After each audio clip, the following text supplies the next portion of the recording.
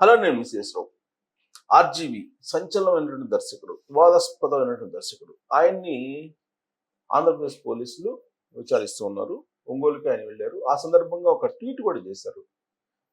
Love Ongole, love more Ongole police అని చెప్తూ 3 cheers అన్నాడు. అంటే ఆయన ఆ ట్వీట్ ఎందుకు చేశారు అని అంటే, బహుశా ఆయనకి అక్కడ పోలీసులు విచారణ ఎలా జరిగింది అనడానికి అదొక నిదర్శనంగా చెప్పుకోవచ్చు. ఆయనకి ఇచ్చినటువంటి గౌరవం ఖచ్చితంగా పోలీసులు ఎక్కువగానే ఉంటుంది అని చెప్పి అనుకోవచ్చు. ఆయన ఇచ్చినటువంటి ట్వీట్ని బట్టి, టెక్స్ట్లో ఆయన ట్వీట్ చేసిన దాన్ని బట్టి. Plus Ongole, I love Ongole అని రాశాడు ఆయన. సో ఒంగోలు కూడా లవ్ చేసి ఉండొచ్చు ఆయన. కారణం ఏంటంటే, బహుశా ఆయన ఒంగోలుకి ఇంత ముందు ఎప్పుడు వెళ్ళి ఉండకపోవచ్చు. ఆ ఒంగోలు వాతావరణం కూడా నచ్చి ఉండొచ్చేమో ఆయనకి. ఇక లవ్ ఒంగోలు పోలీస్ మోర్ అన్నాడు.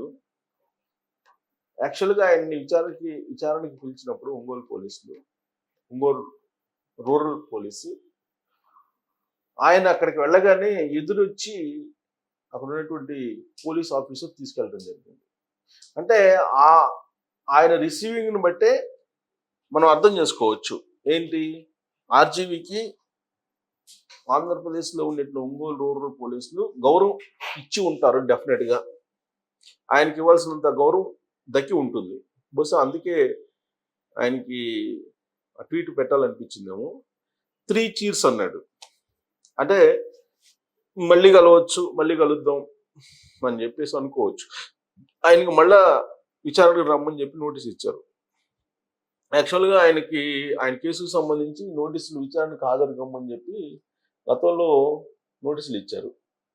ఏ కేసు అంటే, చంద్రబాబు నాయుడు గారిది, అలాగే లోకేష్ గారిది. ఇలా ఏదో మార్ఫింగ్ ఫోటోలు చేసి తన ఎక్స్ ఖాతాలో వేశారు అని చెప్పేసి, ఎక్స్ ఖాతాలో పోస్ట్ చేశారని చెప్పేసి ఆర్జీవి గారికి నోటీసులు జారీ చేయడం జరిగింది. ఆ తర్వాత యూహన్ సినిమాకు సంబంధించి ఇంకొక కేసు కూడా లేటెస్ట్ పెట్టినట్టున్నారు. బహుశా దాని గురించి మళ్ళా నోటీసులు ఇచ్చినట్టున్నారు, మళ్ళీ విచారణకు రమ్మని చెప్పేసి ఆర్జీవి గారిని. అయితే ఆయన గతంలో కూడా చాలా సందర్భాల్లో చెప్పారు, మన ఎక్స్ వేదికగా చేసుకొని ఆయన ట్వీట్ చేసినటువంటి ఆ పోస్ట్ అనేది ఎవరో పెట్టారు, దాన్ని తను ఉపయోగించినట్టు చెప్పారు. బట్ సోషల్ మీడియాలో దానికి ఏది మనం షేర్ చేసుకోవచ్చు, ఏది షేర్ చేసుకోకూడదు అనేటువంటిది ఇతిమిద్దంగా ఎక్కడా కూడా రూల్స్ అండ్ రెగ్యులేషన్స్ లేవు. కాకపోతే ఎదుటి వాళ్ళు ఇబ్బంది పడకుండా, బాధపడకుండా ఉండేలాగా పోస్టులు పెట్టాలి అని చెప్పి చెప్తూ ఉంటారు. ఎదుటి వాళ్ళు బాధపడకుండా, లేదంటే ఎదుటి వాళ్ళు ఫీల్ కాకుండా అసలు మనం ఏమీ చేయలేం వాస్తవంగా. కానీ అది రూల్స్ అండ్ రెగ్యులేషన్స్ అసలు సోషల్ మీడియాకి లేవు. సోషల్ మీడియాకి సంబంధించి సుప్రీంకోర్టు రకరకాలుగా తీర్పులు కూడా ఇచ్చింది. అసలు సోషల్ మీడియాలో పోస్టులు పెడుతున్నటువంటి వాళ్ళని, లేదంటే అభిప్రాయాలు వ్యక్తం చేస్తున్నటువంటి వాళ్ళ మీద కేసులు పెట్టి మీరు అరెస్ట్ చేసేటువంటి స్థాయికి వెళ్ళొద్దని కూడా సుప్రీంకోర్టు చెప్పింది. ఆర్జీవీ అరెస్ట్ అని చెప్పేసి కొంతమంది బాగా గత 24 గంటల పాటు న్యూస్ ఇచ్చారు సోషల్ మీడియాలో. ఏ క్షణమైనా ఆర్జీవీ అరెస్ట్ అని చెప్పి ఒంగోలు పోలీసులు పిలిచారు, ఆయన్ని విచారించారు. ఆ రోజు రాత్రి పొద్దుపోయేంత వరకు కూడా ఉన్నారు ఆయన పోలీస్ స్టేషన్లోనే. ఆ తర్వాత ఆయన్ని పంపించేశారు. మళ్ళీ విచారణకి హాజరు కావాల్సి వస్తుంది, మీరు హాజరు కాండి అని చెప్పి నోటీసులు కూడా ఇచ్చారు. ఇది సహజంగా పోలీసులు విచారణలో చేసేటువంటి ప్రక్రియ అది. మరి దాన్ని ఆర్జీవీని అరెస్ట్ చేయబోతున్నారు, ఆర్జీవీకి రంగు పడింది, ఆర్జీవీకి తాడదీశారు, ఆర్జీవీని ఇబ్బంది పెట్టారు, లేదంటే ఆర్జీవీకి ఏదో రకరకాల ఎవరికి తోచిన విధంగా వాళ్ళు సోషల్ మీడియాలో పోస్టులు పెట్టేసుకున్నారు. సరే, వ్యూస్ వస్తాయా రావా అనేది తర్వాత సంగతి.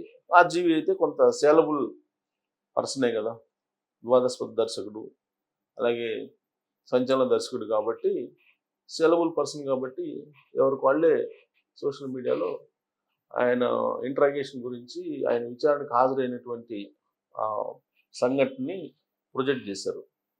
దానికి సహజంగా ఆయన మనస్తత్వం ఏంటంటే ఆనందిస్తూ ఉంటారు. రకరకాలుగా అందరూ చెప్పుకొని అది కూడా వాళ్ళ ఇష్టం, అది వాళ్ళకి స్వేచ్ఛ అని చెప్పి బహుశా అనుకునేటువంటి మనస్తత్వం అయింది.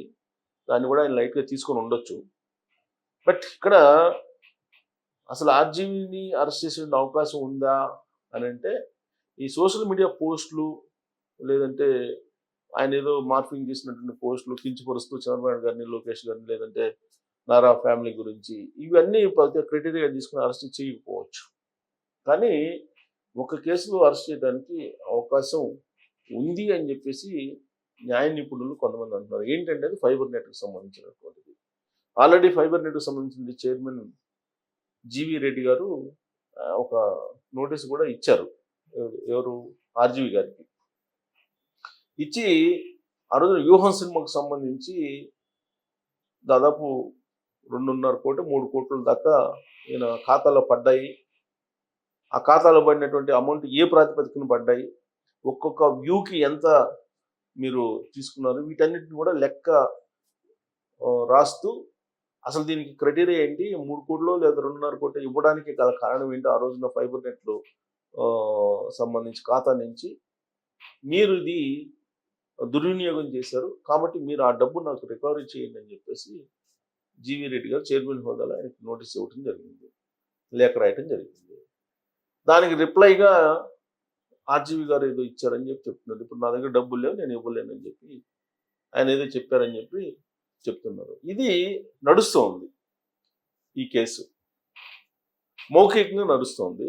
ఇది అఫీషియల్గా రికార్డ్ అయింది. ఇప్పుడు ఈ అఫీషియల్గా రికార్డ్ అయినటువంటి ఈ కేసులో ఖచ్చితంగా ఫండ్స్ సంబంధించినటువంటి ఫ్రాడ్ ఉంది అని చెప్పి ఇప్పుడు పోలీసులు భావిస్తున్నారు.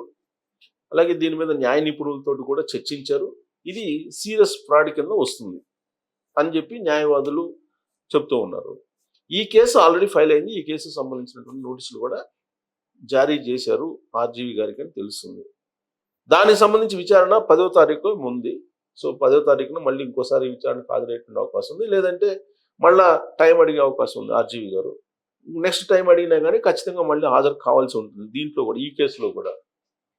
సో అప్పుడు ఆయన అరెస్ట్ చేసే అవకాశం ఉందా అని అంటే ప్రస్తుతం లూథ్రా, సిద్ధార్థ లూథ్రా ఈ కేసులన్నిటికి సంబంధించినటువంటి న్యాయ సలహాలు సూచనలు ఇస్తున్నట్టు సమాచారం. ఎవరి సిద్ధార్థ లూథ్రా అని అంటే చంద్రబాబు నాయుడు గారిని స్కిల్ డెవలప్మెంట్ కేసులో జగన్మోహన్ రెడ్డి గారు ప్రభుత్వం, అప్పట్లో ఉన్నటువంటి ప్రభుత్వం నిరాధారమైనటువంటి ఆరోపణలతోటి అరెస్ట్ చేస్తే 53 రోజుల పాటు ఉన్నారు చంద్రబాబు నాయుడు గారు.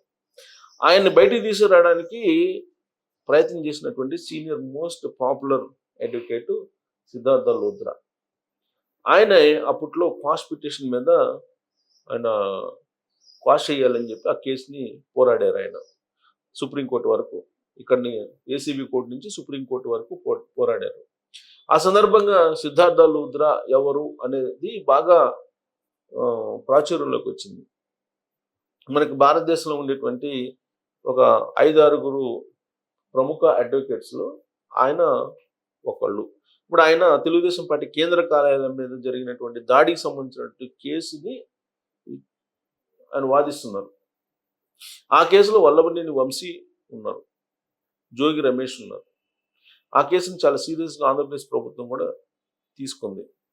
మరి వల్లభనేని వంశీని అరెస్ట్ చేయించడానికి, అరెస్ట్ చేసేలాగా న్యాయపరమైనటువంటి అంశాలని ఆయన కోర్టులో వాదిస్తున్నారు సిద్ధార్థ లూథ్రా ప్రస్తుతం. ఇప్పుడు ఆర్జీవి గారి కేసును కూడా సిద్ధార్థ లూథ్రాకి అప్పచెప్పెట్టిన అవకాశం ఉంది, ఈ ఫైబర్ నెట్ కేసుకు సంబంధించి. అది కనుక జరిగితే న్యాయబద్ధంగా ఫైబర్ నెట్ కేసులో వ్యూహం సినిమా రూపంలో ఒక సీరియస్ ఫ్రాడ్ జరిగిందని ఎస్టాబ్లిష్ చేయడానికి అవకాశం ఉంది అని చెప్పి న్యాయ నిపుణులు భావిస్తున్నారు. ఆ క్రమంలో ఆ కేసులో ఆర్జీవి గారిని అరెస్ట్ చేసిన అవకాశం ఉంది. మరి ఎప్పుడు అరెస్ట్ చేస్తారు అని అంటే ఆయన అరెస్ట్ కావడానికి ఇంకొక 10-15 రోజులు పట్టొచ్చు అని చెప్పి తెలుస్తుంది. ఈసారి ఒంగోలు పోలీసులు ఎదుట విచారణకు హాజరైనప్పుడు ఈ ఫైబర్ నెట్ కేసుకు సంబంధించి వ్యూహం సినిమాకు సంబంధించినటువంటి సమాచారాన్ని రాబట్టే అవకాశం ఉంది. ఆ తర్వాత మళ్ళీ మరొకసారి విచారణకు పిలిచి అప్పుడు అరెస్ట్ చేసే అవకాశం ఉందని చెప్పేసి తెలుస్తూ ఉంది. అందుకే బహుశా 3 చీర్స్ అన్నాడు ఆర్జీవి గారు. అంటే 3 సార్లు అటెండ్ అవుతానని చెప్పి దాని అర్థం ఏమో తెలియదు. 3 చీర్స్ అంటే సో థర్డ్ టైం అటెండ్ అయినప్పుడు ఆయన అరెస్ట్ అయ్యేటువంటి ఛాన్సెస్ ఉన్నాయని చెప్పేసి పొలిటికల్ వర్గాల్లో జరుగుతున్న చర్చ. మరి ఆర్జీవి గారు మరి ఫైబర్ నెట్ కేసులో ఇరుక్కున్నట్టేనా, ఒకవేళ ఈ మార్ఫింగ్ కేసులు ఎక్స్ ఖాతాలో పోస్టులు పెట్టిన కేసులో తప్పించుకున్నప్పటికీ అనే దాని మీద కామెంట్ రూపంలో మీ అభిప్రాయం తెలియజేయండి.